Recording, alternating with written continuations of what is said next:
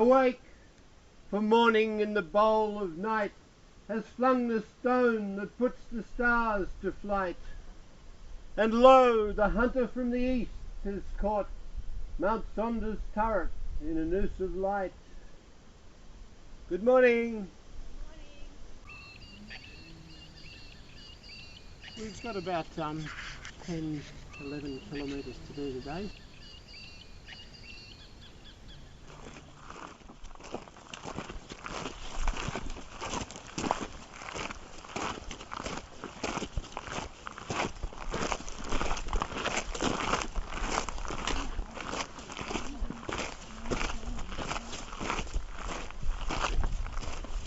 Morning.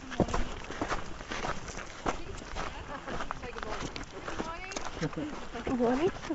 Hello. Where are you going? Through the Hinton Cabin. Where did you come from? We came from there yesterday. Okay.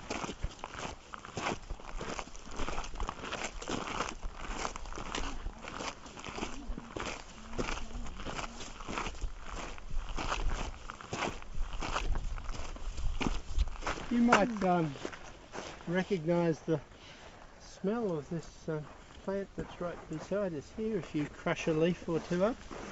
It's actually tea tree. Yeah. There's in fact two different species here, but they grow in the creek lines here in central Australia. There's a change in the vegetation. We've got the Pink River Mallee here and the hill mulga.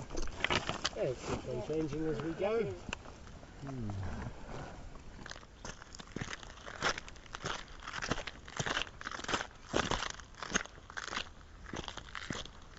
Get the distinct feeling walking, thinking of the age of these rocks. Yeah.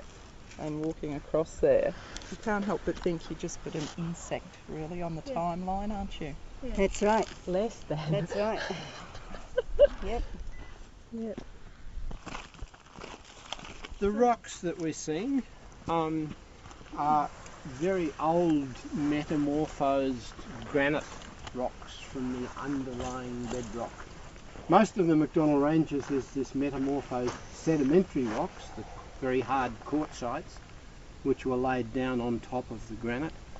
But we're on the north side of the ranges. We get up onto the quartzite ridges later on in the day.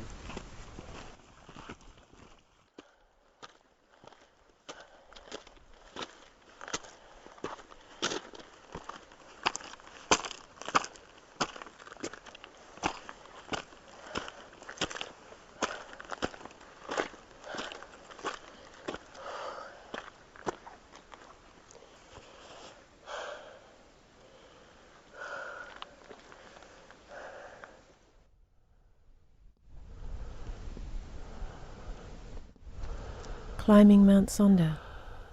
We climb 1,400 metres above Forgotten Sea to see the world we've walked in unfold below us, to stand jubilant on the summit for the obligatory snapshot to show our friends. That's me on Mount Sonda. The tired, smiling group seems large in the photo frame, the infinite distance, the long travail, an indistinguishable backdrop of subtle grey, green and blue. Our friends won't see what it feels like. We climb, so we will know.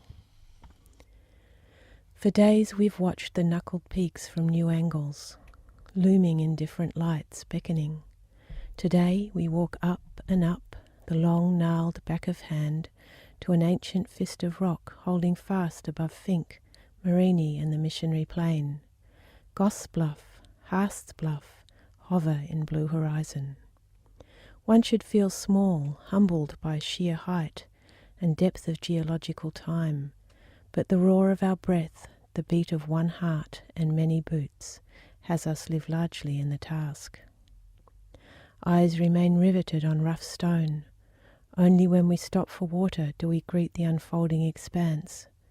In these settling moments we drink the discrepant details, tiny spiky plants and distant ranges. Bagging the peak, the climbing buffs call it, Put another proud tick beside some majestic icon to know for sure that you've momentarily looked down on the less surmountable. So do we climb to bag the peak, or peek in the bag of life's mystery, to reach in and hold for just a moment a tiny fragment of the bigger picture, kicked up like a small stone, shining briefly like the glint in an eagle's eye as it watches, wheeling, us smiling on the summit.